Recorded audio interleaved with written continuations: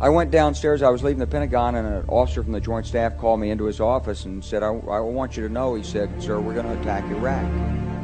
And I said, why? He said, we don't know. He said, I said, well, did they tie Saddam to 9/11? He said, no. He said, but I guess they don't know what to do about terrorism, and so they think, but they can attack states, and they want to look strong, and so I guess they think if they take down a state, it will intimidate the terrorists. And you know, it's like that old saying, he said, if the only tool you have is a hammer, then every problem has to be a nail. Well, I walked out of there pretty upset, and then we attacked Afghanistan. I was pretty happy about that. We should have. And then I came back to the Pentagon about 6 weeks later. I saw the same officer. I said, why haven't we attacked Iraq? We still going to attack Iraq? He said, oh, sir. He says, it's worse than that. He said, he pulled up a piece of paper off his desk. He said, I just got this memo from the Secretary of Defense's office. It says we're going to attack and destroy the governments in 7 countries in 5 years. We're going to start with Iraq, and then we're going to move to Syria, Lebanon, Libya, Somalia, Sudan, and Iran. They wanted us to destabilize the Middle East, turn it upside down, make it under our control. Far too long now, and the rest of Congress, including the executive branch of government, along with the judicial and legislative, have turned your back on the American people and their core values and principles.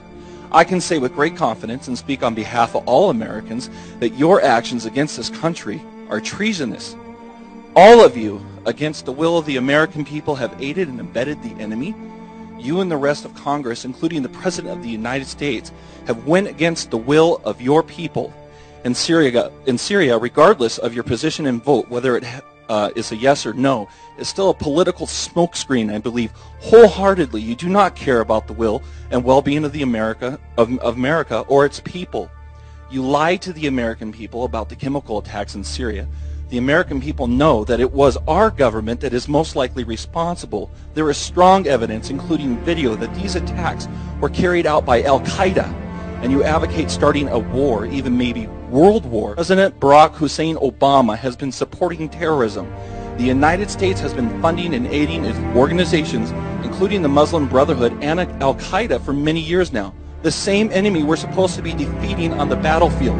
At least one country in this world stood up against this government terrorism that you guys support in Egypt. The people of Egypt throughout Mohammed Morsi, which Obama supported as well, as countless Christians have lost their lives under evil people such as this.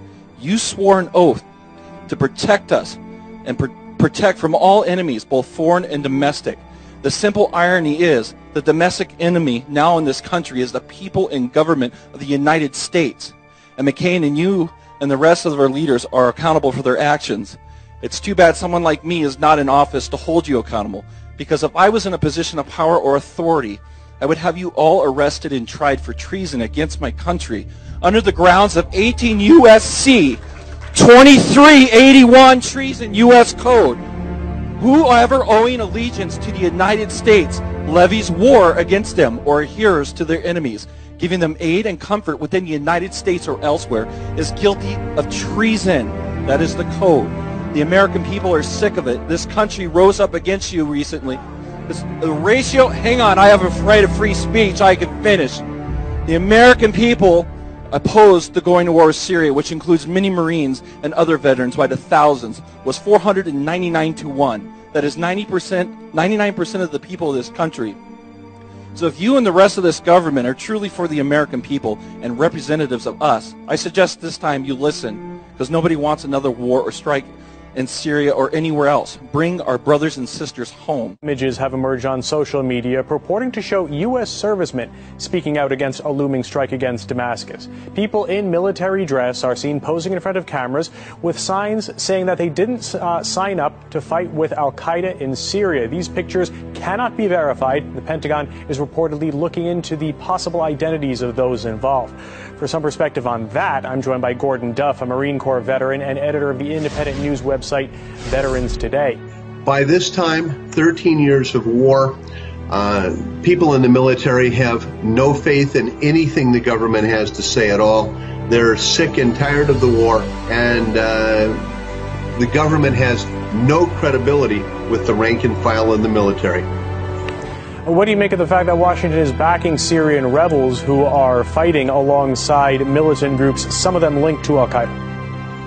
You know, it's something that we are noticing every single day. You're asking about the danger of escalation, really, with Russia and China. I think it's very, very serious. And I think the markets are telling us that. And I think the price of oil is telling us that, because it's really a big thing. So you can't ignore that. No, I don't. I think it's a false flag. I think really, indeed, and it's big risk.